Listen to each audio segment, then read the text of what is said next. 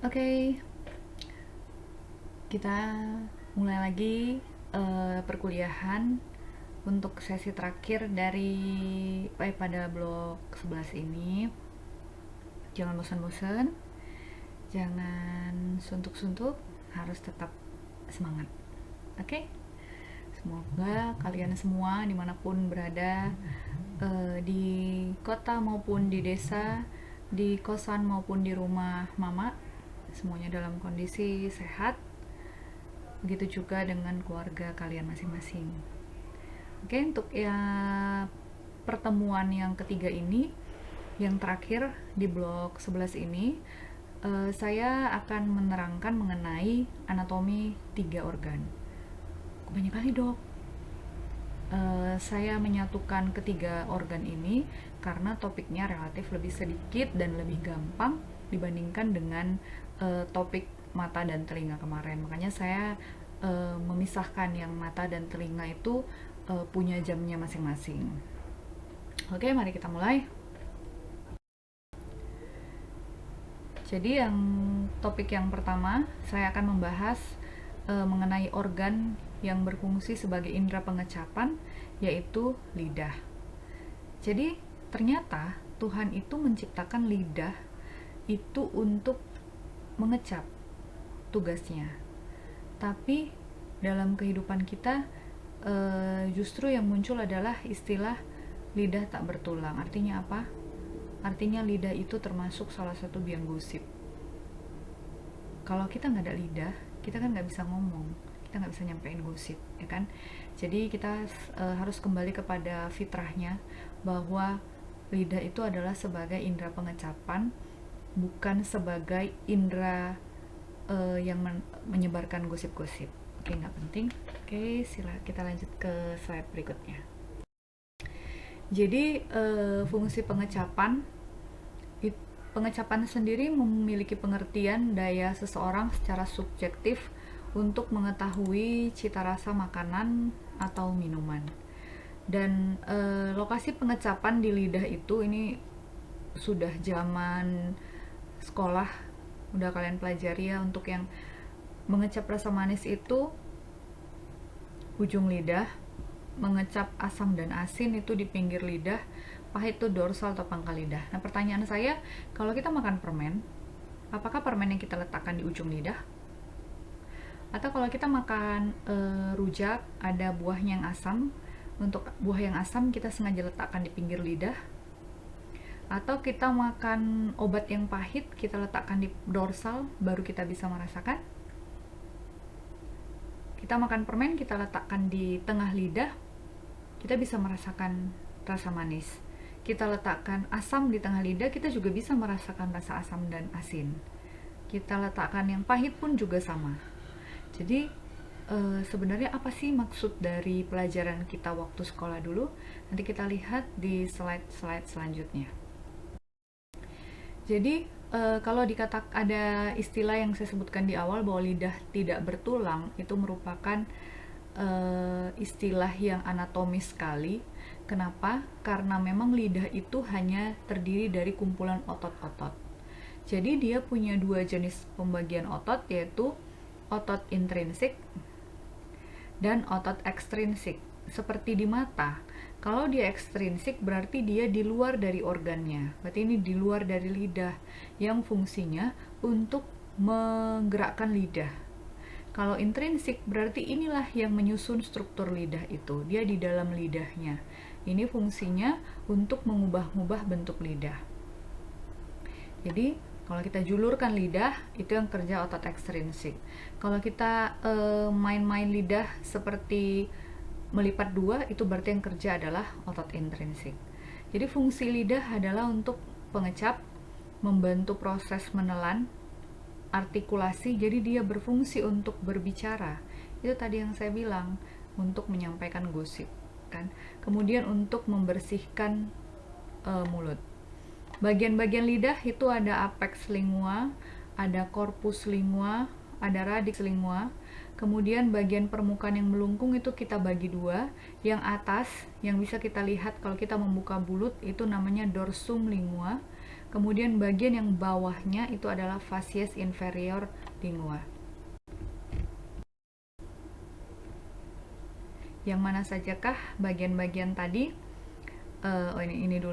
Ini dulu ya, kita pelajari, nanti di slide berikutnya baru gambarnya untuk bagian-bagian yang saya sebutkan di slide sebelumnya. Jadi kita bisa membagi lidah itu menjadi korpus dan radix. Korpus artinya badan. Ini adalah badan lidah, ini adalah radix lidah, di mana keduanya itu dipisahkan oleh sulcus terminalis lingua. Kemudian lidah ini kita lihat dia membagi menjadi dua, kanan dan kiri, oleh sulcus medianus lingua. Kalau kita rasakan di permukaan lidah kita, bisa sambil kamu rasakan, itu ada bruntul-bruntul. Jadi permukaan dorsum lingua itu kasar, karena di permukaan dorsum lidah itu terdapat papilla lingua. Papilla lingua inilah yang berfungsi sebagai indera pengecapan pada lidah. Ini yang saya sebutkan tadi, ini yang sulcus terminalis lingua itu yang memisahkan korpus dengan radix, atau pars anterior dengan pars posterior. Lalu di bagian bawah inferior lingua kita menemukan frenulum dan muara dari glandula salivari atau kelenjar air ludah yang kita pelajari waktu blok 4.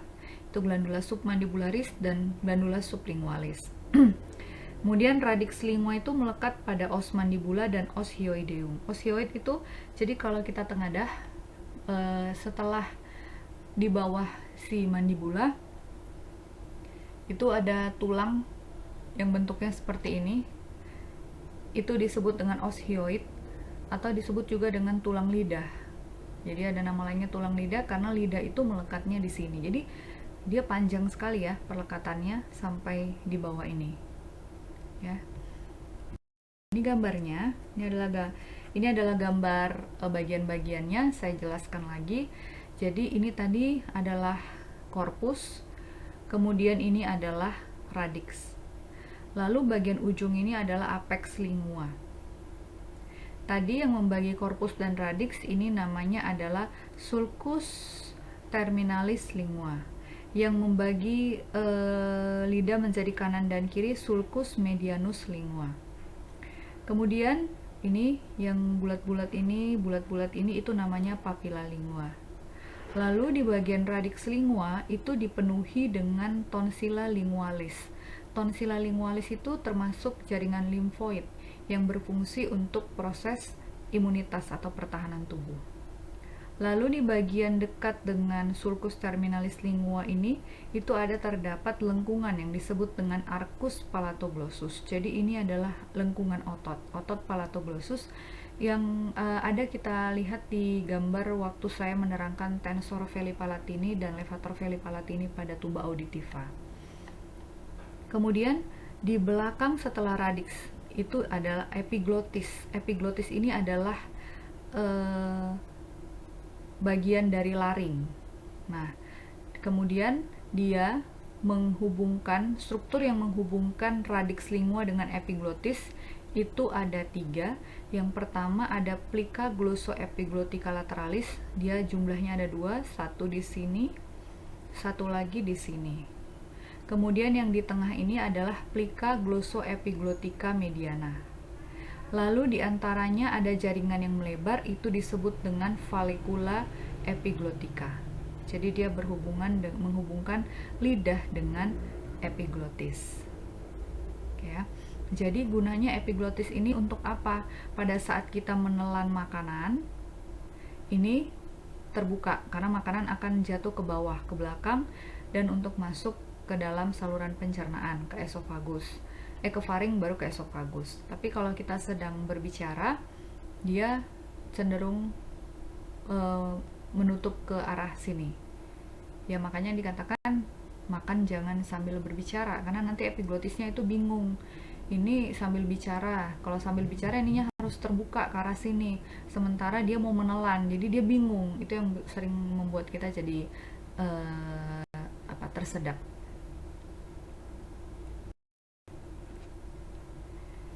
Ini adalah bagian inferior dari lidah. Ini yang disebut dengan frenulum.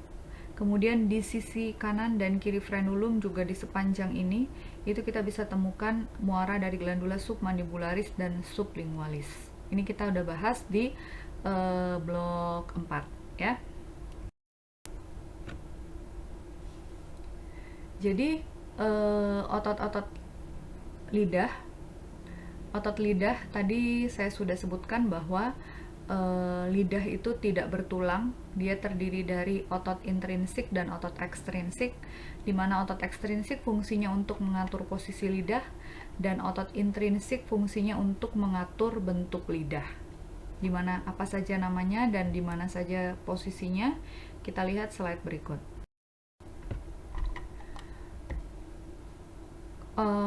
Otot intrinsik ini terdiri dari empat bagian, yaitu musculus longitudinalis, dia ada dua, ada yang superior dan ada yang inferior. Kemudian musculus verticalis lingua dan musculus transversus lingua. Kemudian otot ekstrinsik dia juga ada empat, yaitu musculus hyoglossus, genioglossus, styloglossus, dan palatoglossus.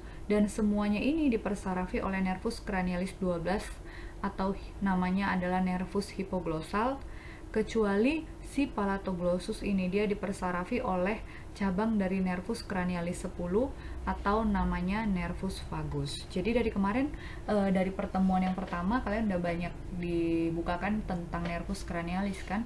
Ada nervus cranialis 3, 4, 6, 7, baru ada yang 9, ada sekarang masuk 12, ada yang 10, kemudian yang ke telinga kemarin 8, vestibulocochlearis. Jadi nanti di blok 14 di review lagi lebih mendalam di mana saja posisi dari nervus cranialis itu. Kemudian kalau misalnya belajar anatomi kan, aduh pusing nih, ototnya banyak gitu. Jadi buat saya pun saya tidak bisa menghafal itu semua. Saya tetap harus baca lagi sebelum saya memberikan perkuliahan ke kalian. Jadi ada kalanya tidak semua itu harus kita hafal, tapi kita bisa mengingat gambarnya. Oh, kalau dia di atas ini longitudinalis, seperti longitudinalis ini ada superior, ada inferior. Oh, posisinya kalau nggak salah ingat nih gini. Jadi jangan menghafal tok semuanya. Kalian harus membuat kunci-kunci pengingat untuk diri kalian sendiri ya. Ini adalah otot intrinsik. Kita melakukan potongan koronal pada lidah atau potongan frontal. Jadi inilah dia otot-otot intrinsik. Jadi semua disusun oleh otot, lidah ini disusun oleh otot, tidak ada tulang di situ ya. Tetapi dia harus melekat pada tulang, yaitu os hyoid, supaya dia bisa tetap di posisinya. Jadi otot intrinsik yang pertama itu adalah musculus longitudinalis. Longitudinalis artinya kan dia jalannya longitudinal, mendatar begini kan. Ini yang pertama, yang di atas yang superior, kemudian di bawah yang inferior. Kemudian ada dua lagi, yaitu musculus verticalis. Dia yang jalannya tegak-tegak dan dia bersilangan dengan musculus longitudinalis superior. Kemudian musculus transversus lingua, dia di tengah-tengah. Jadi dia seperti ada tiga regio ya, tiga regio, yang atas longitudinalis superior dan verticalis lingua, yang tengah transversus lingua, yang paling bawah adalah longitudinalis inferior. Ini adalah otot intrinsik. Ini adalah otot ekstrinsik. Otot ekstrinsik ada 4. Yang pertama yang bentuknya seperti segi 4 ini, yang melekatkan lidah ke tulang hyoid, namanya musculus hyoglossus. Jadi hyoid, tulang hyoid sama jadinya namanya hyoglossus. Kemudian yang di bawah lidah itu adalah musculus genioglossus. Lalu ada musculus styloglossus, ini yang bentuknya agak panjang dan melebar di dekat lidah. Kemudian di depan styloglossus itu ada palatoglossus. Jadi saya review lagi, semuanya ini tadi dipersarafi oleh nervus cranialis ke 12, kecuali palatoglossus oleh nervus cranialis 10. Ini adalah lidah tampak dari bawah untuk memperlihatkan perlekatan otot. Jadi otot-otot ekstrinsik itu dia melekatnya di bawah lidah semua. Ya, karena di bagian permukaan atas lidah kan itu sudah uh, orificium oris atau rongga mulut kan, jadi tidak ada di situ otot yang lewat. Oke, yang pertama ini yang bentuknya segitiga ini ada dua, kanan dan kiri, itu namanya musculus genioglossus. Jadi ini otot-otot lidah ini jumlahnya itu ada sepasang ya, masing-masing sepasang yang otot ekstrinsik. Kemudian yang ini musculus palatoglossus, ini musculus styloglossus, dan yang bentuknya seperti segi empat ini adalah musculus hyoglossus. Satu lagi ini dipotong yang di sini hyoglossusnya, yang ini. Jadi pada pasien yang tidak sadar ya, mengalami penurunan kesadaran, musculus genioglossus ini kita baru bisa menarik lidah keluar atau dia posisinya di mulut itu karena fungsi dari musculus genioglossus. Makanya pada pasien yang tidak sadar, ototnya kan semua dia mengalami relaksasi. Salah satunya otot genioglossus. Akibatnya apa? Lidah ini dia bisa tergelincir ke paring, ke arah faring. Jadi ke belakang lidahnya. Akibatnya terjadi obstruksi saluran nafas.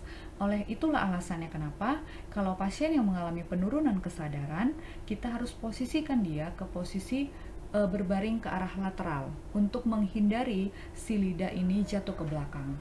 Atau kalau pada nanti belajar pemasangan ETT, biasanya nanti ditambahkan juga dengan pemasangan mayo, jadi sejenis alat yang untuk menahan posisi lidah, jadi tidak terjatuh ke belakang ya.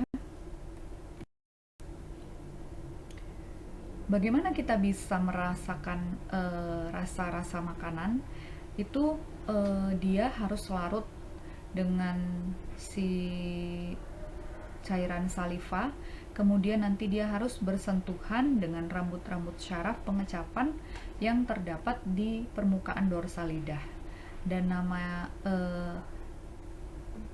nama bagian yang berfungsi sebagai pengecapan atau pucuk pengecapan itu disebut dengan taste bud.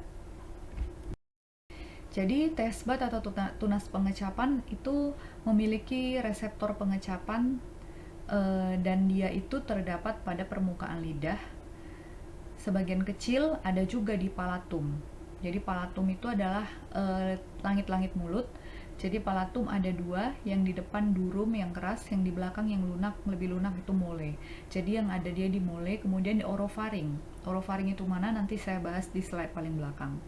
Kemudian taste bud ini tadi dia dikelilingi oleh epitel atau jaringan ikat, itulah yang disebut dengan papila. Jadi tadi di slide awal saya sebutkan bahwa permukaan dorsal dari lidah itu dia kasar. Kenapa? Karena di situ banyak terdapat papila-papila. Nah, si taste bud atau tunas pengecapan ini terdapat di dalam si papila-papila itu. Terutama paling banyak di papila fungiformis dan papila falata. Apalagi itu? Nanti kita bahas di slide berikutnya.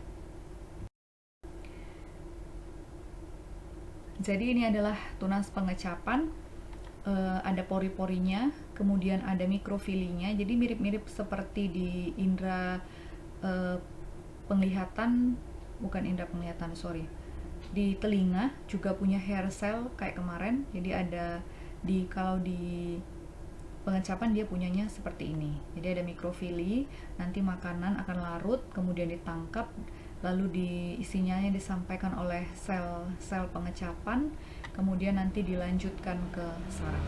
Jadi kita bisa tahu, otak bisa memberikan instruksi bahwa oh ini rasa pahit, ini rasa manis, atau sebagai macam. Jadi jalur syaraf dari pengantar ke otak, ada nervus corda tympani. Nervus corda tympani itu cabang dari nervus cranialis 7.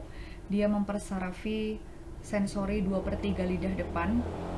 Kemudian cabang dari nervus 9, dia mempersarafi bagian radix. Dan cabang dari nervus 10, dia mempersarafi sensori bagian orofaring dan epiglottis. Jadi kalau kalian bisa ingat lagi, kemarin kita ada belajar korda timpani itu melewati bagian telinga tengah. Jadi saya ada menyebutkan di penjelasan di slide itu bahwa kalau pasien yang menjalani operasi pada daerah telinga tengah, hati-hati dengan cabang dari nervus 7 ini, yaitu korda timpani. Kalau misalnya dia kena, dampaknya apa? Dampaknya salah satunya itu adalah ke si lidah bagian depan ini jadi kemampuan perasanya menjadi berkurang. Kemudian nervus 9 namanya nervus glossopharyngeus dan nervus 10 namanya nervus vagus. Jadi setiap epitel di permukaan lidah itu mengandung neuron ujung serabut saraf pengecap. Jadi nanti setiap pucuk pengecapan itu akan bereaksi ke semua rasa walau dia memiliki intensitas yang berbeda. Ini dia jawabannya. Kenapa kita bisa merasakan rasa manis, asam, asin itu sebenarnya pada semua permukaan lidah? Karena setiap pucuk pengecapan itu dia mampu bereaksi dengan semua rasa, tetapi intensitasnya saja yang berbeda. Di ujung itu intensitasnya itu lebih tinggi terhadap rasa manis, yang di pinggir terhadap asam atau asin. Ini adalah persarafan dari sensori dari lidah. Di bagian anterior ini dipersarafi oleh nervus lingualis yang merupakan cabang dari nervus 7, kemudian atau nervus chorda tympani. Di belakang dari sulcus terminalis lingua dipersarafi oleh ramus lingualis dari nervus glossopharyngeus, dan di arah epiglotis itu dipersarafi oleh nervus vagus, yaitu nama sarafnya nervus laryngeus superior. Nah, di sini ada gambarnya kalau berwarna orange, biru itu merasakan apa. Jadi ternyata kalau kita lihat dia menyebar, dan bahkan di daerah epiglotis itu juga masih terdapat taste bud atau tunas-tunas pengecapan. Jadi mampu dia merasakan, cuman tetap saja yang lebih banyak itu adalah di bagian dorsum lidah, bagian anterior. Ini adalah bentuk-bentuk papila lingua. Jadi ternyata papila lingua itu bukan hanya sebuah bruntul-bruntul yang gak jelas. Dia punya 4 jenis papila. Papila yang pertama yaitu namanya papila filiformis. Ini merupakan papila yang paling halus dengan penampang 0,1 sampai 0,25 mm dan jumlahnya puluhan ribu. Dia mengisi hampir seluruh permukaan dorsum lidah, dan tiap papila itu memiliki sel saraf halus untuk sensori. Kemudian papila lingua yang kedua itu adalah papila fungiformis. Ini yang terbanyak kedua, jumlahnya sekitar 30 dan posisinya di antara papila filiformis tadi. Dia berbentuk seperti fungi, jamur, dan dia itu juga memiliki sejumlah sel saraf di dalam papilanya. Dan papila yang ketiga adalah papila circumvallata atau vallata. Dia terdapat pada bagian depan sulcus terminalis, jumlahnya sekitar 14 buah, dan sama juga di tiap papila dimasuki sejumlah sel saraf. Papila yang terakhir adalah papila foliata.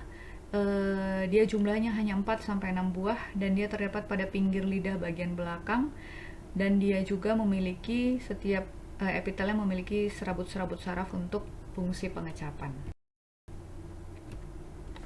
Ini posisi dari papilanya. Jadi di yang mengisi permukaan ini sebagian besar itu adalah papila filiformis. Kemudian di antaranya menyebar juga papila fungiformis sekitar 30 buah. Kemudian di bagian pinggir sini itu sekitar 4-6 buah itu ada papila foliata. Dan yang di sini di depan sulcus terminalis itu ada sekitar 14 papila circumvallata atau vallata. Vaskularisasi lidah itu adalah arterinya namanya arteri lingualis yang merupakan cabang dari arteri karotid eksterna. Venanya sama dengan nama vena arterinya yaitu vena lingualis, dan dia akan bermuara ke vena jugularis interna.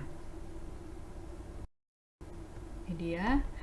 Ini adalah arteri karotid eksterna. Salah satu cabangnya itu adalah arteri lingualis. Arteri lingualis inilah yang berfungsi untuk memperdarahi si lidah. Oke, hanya itu saja cerita tentang sistem pengecapan. Kita masuk ke organ berikutnya yaitu sistem penghidu atau hidung.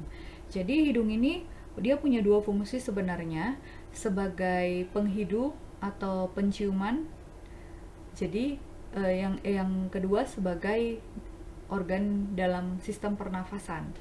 Oleh karena itu nanti pada saat udah lewat ya, blok 7 kalian itu sudah membahas tentang anatomi hidung sebenarnya. Ya kan? Kita ulang lagi di sini di blok 11, ya.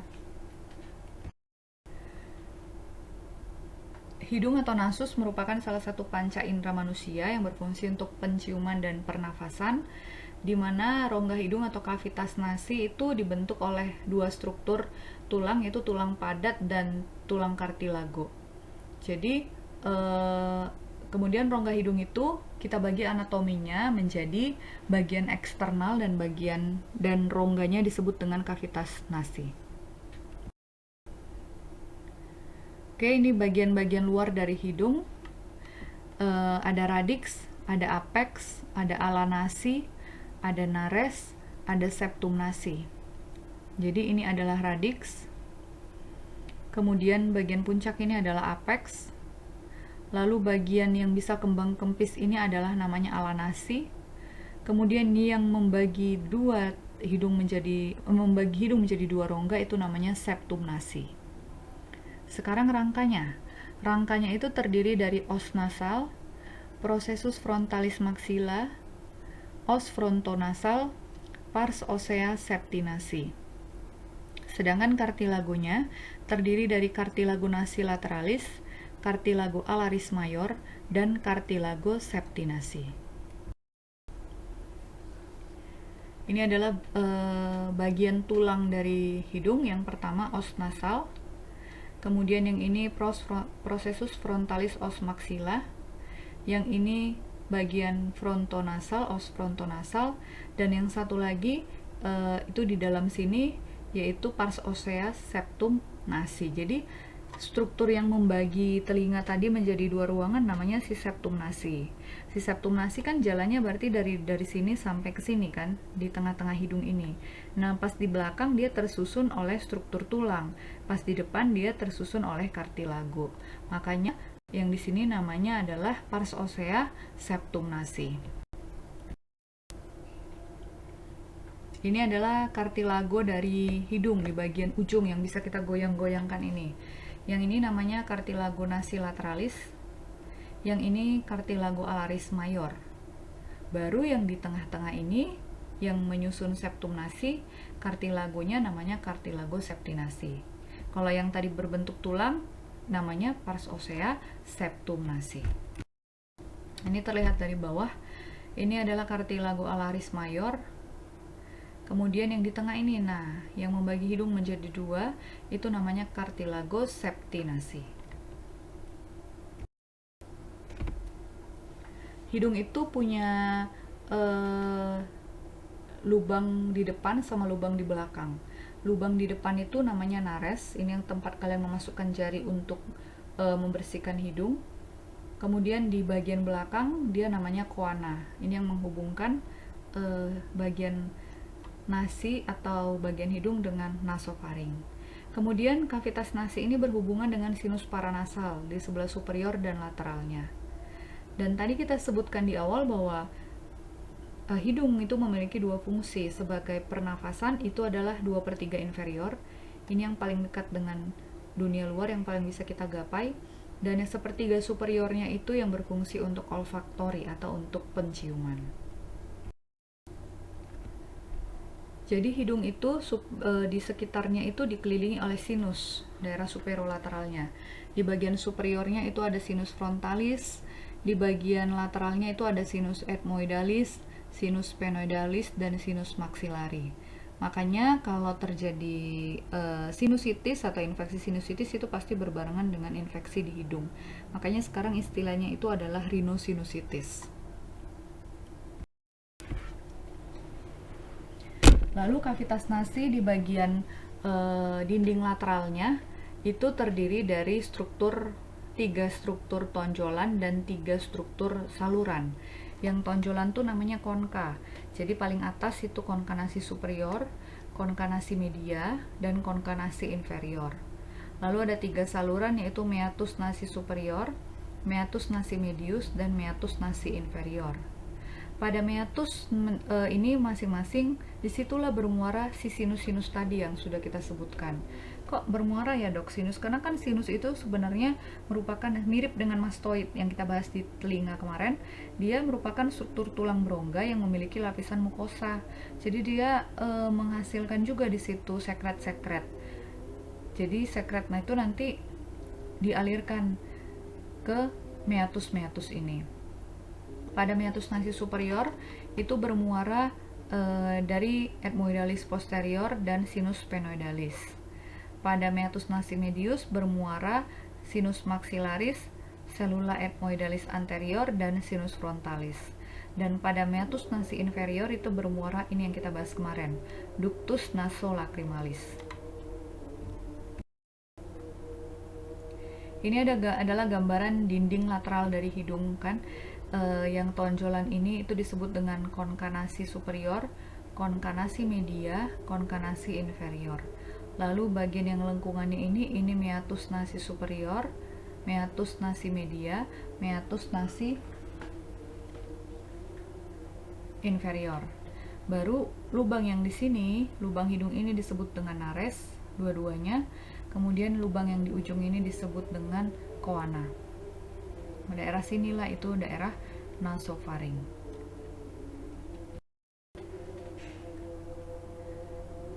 Kemudian tadi sudah saya sebutkan bahwa kavitas nasi itu dibagi dua bagian oleh septum nasi. Septum nasi itu terdiri dari pars osea dan pars cartilaginea. Yang pars oseanya itu namanya itu ada dua, yaitu lamina perpendicularis osis ethmoidalis dan osfomer. Bagian tulang rawannya itu terdapat di sebelah anterior, hanya satu. Dan bagian dasar dari kafum nasi itu dibentuk oleh palatum. Ada palatum durum dan ada palatum moler. Ini adalah bagian tulang dari septum nasi. Jadi inilah struktur yang membagi hidung kita menjadi dua lubang. Yang ini bagian tulangnya, yang atas ini namanya lamina perpendicularis ethmoidalis, kemudian yang di bawahnya itu adalah osmomer. Lalu di bagian depan ini tersusun dari struktur cartilago, namanya cartilago septinasi.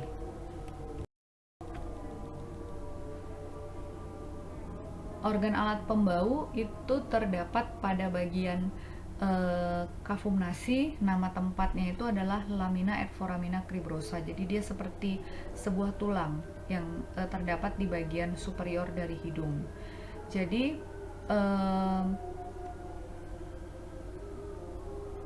kita bisa mencium bau si zat atau molekul itu yang kita mau cium itu harus dia larut di dalam lendir-lendir permukaan mukosa penciuman. Baru bau itu bisa ditangkap oleh reseptor yang terdapat pada bagian superior hidung, kemudian bisa diteruskan ke otak untuk memberikan interpretasi itu bau apa. Jadi struktur penciuman itu letaknya posisinya di sini. Ini namanya yang segaris ini itu namanya lamina et foramina cribrosa. Jadi ini ada rambut olfactory hairs. Olfactory itu artinya adalah penciuman. Ditangkap setelah larut baunya itu dengan mukosa di hidung, lalu respon itu akan dibawa melalui sel-sel reseptor olfactory, lalu dia akan diteruskan ke nervus cranialis olfactorius. Nah, posisinya ini itu berada di sekitar lamina et foramina cribrosa. Ini dia lamina et foramina cribrosa.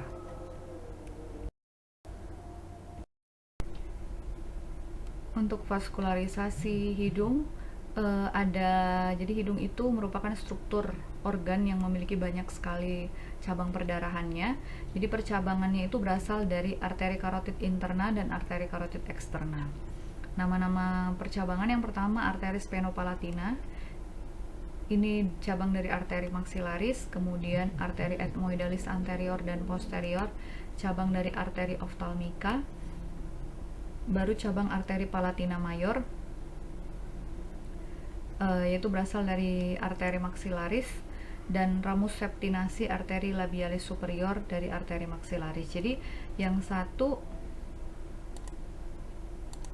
yang arteri maksilaris, arteri spenopalatina, palatina mayor, dan labialis superior ini berasal dari arteri karotid eksterna, sedangkan arteri ethmoidalis anterior dan posterior dari arteri karotid interna. Ingat lagi ya, arteri oftalmika pada anatomi mata.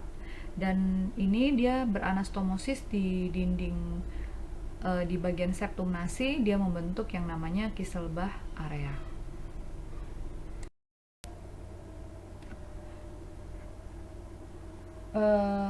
Ini dia gambarannya.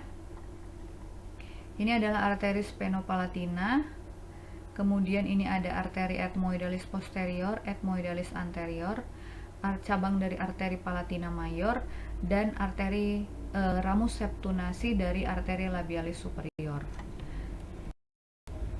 Dan cabang-cabang itu dia akan beranastomosis di bagian ujung dari septum nasi, itu disebut dengan Kisselbach area. Makanya kalau kita ingat lagi di blok 7 saya sebutkan bahwa kalau hidung itu mengalami trauma, perdarahannya cukup hebat. Kenapa? Karena di situ ada Kisselbach area. Jadi anastomosis dari pembuluh darah arteri dan vena di bagian septum nasi. Dan untuk vaskularisasi hidung, bagian venanya, plexus venosus submucosa yang terletak di mukosa nasal itu akan bermuara pada vena spenopalatina, vena facialis, dan vena ophthalmica. Sedangkan kalau daerah vena pada bagian hidung permukaan luar, dia akan bermuara pada vena facialis. Ini ada vena ethmoidalis anterior, ethmoidalis posterior, dia akan masuk ke vena spenopalatina, sama dengan vena labialis superior, ke vena spenopalatina. Cuman bedanya kalau yang hidung bagian permukaan luar dia ke vena facialis. Ya, nanti ujung-ujungnya masuk ke bergabung dengan vena spenopalatina juga. Oke, kita lanjut ke organ terakhir, yaitu faring atau tenggorokan. Organ faring ini berbentuk corong yang fungsinya menghubungkan hidung dengan rongga mulut dan dengan laring. Jadi faring sama laring itu berbeda ya.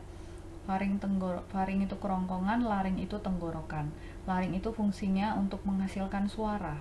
Jadi dia lebih ke sistem pernafasan. Ini sudah kita bahas di blok 7 ya kan. Faring juga sudah kita bahas di blok 7, tetapi karena diminta lagi di blok ini makanya saya terangkan ulang ya, tidak terlalu sulit sih topiknya dan tidak banyak juga. Jadi faring itu kita bagi menjadi 3 regio, yang di belakang hidung namanya nasofaring, di belakang mulut namanya orofaring, dan di belakang laring namanya laryngofaring. Ya, tepat di belakang, di posterior dari aditus laringis. Ini dia gambarnya, di belakang hidung itu namanya nasofaring, di belakang mulut itu namanya orofaring, di belakang ini adalah aditus laringis, ini masuk ke laring, itu namanya laryngofaring. Pars nasalis pharyngeis itu secara klinis kita dapat periksa dengan menggunakan rhinoskopi posterior dan anterior. Nanti kalian belajar di skills lab apa itu rhinoskopi posterior dan anterior. Dan struktur yang penting dari nasofaring ini kalau kita periksa, jangan nanti bingung apa yang mau dilihat di nasofaring. Yang perlu kita lihat itu adalah tonsilla pharyngealis, ini yang di atasnya ini. Kemudian yang kita lihat itu adalah torus tubarius. Jadi ini tonsilla pharyngeis itu kan di atas, kemudian di bawah ini ada yang lekungan ini. Ini adalah torus tubarius. Torus tubarius di bawahnya ini adalah, di sini ada lubang, itu namanya, itulah muara dari tuba auditiva yang kita bahas pada waktu anatomi telinga kemarin, yang menghubungkan si telinga tengah dengan daerah hidung. Jadi disinilah dia berhubungan. Makanya kemarin saya review ulang lagi, kalau terjadi infeksi di daerah hidung ini, dia akan cepat menyebar ke tuba auditiva dan menyebabkan infeksi juga di telinga. Nah, ini hasil pemeriksaan dengan menggunakan kamera seperti semacam endoskopi. Jadi kita melihatnya dari belakang. Nah, ini adalah konka, jadi ini adalah hidung. Nih, di atas inilah struktur yang kita lihat di nasofaring. Ini adalah tonsilla faringea. Kemudian ini adalah torus tubarius. Lalu lubangnya ini itu disebut dengan ostium tuba auditiva. Jadi kalau ini mengalami infeksi, biasanya torus tubariusnya itu akan bengkak. Itulah kita lihat di bagian nasofaring. Ini konka nasi inferior. Ya, jadi ini yang harus kita perhatikan pada saat kita melakukan pemeriksaan rinoskopi anterior dan posterior untuk melihat nasofaring. Faring itu terdiri dari otot, tiga otot, yaitu musculus constrictor pharyngis superior, media, dan inferior, dan dia dipersarafi oleh nervus vagus. Sedangkan untuk sensorinya dia dipersarafi oleh nervus glossopharyngeus dan nervus vagus. Sehingga oleh karena itu kalau kita sentuh bagian orofaring, bagian paling ujung dari mulut, kita akan menimbulkan refleks muntah karena dipersarafi oleh dua nervus ini. Ini adalah gambaran ototnya. Yang atas adalah musculus constrictor superior, ini yang media, ini yang inferior, dimana dia disatukan oleh yang namanya rib pharyngeal.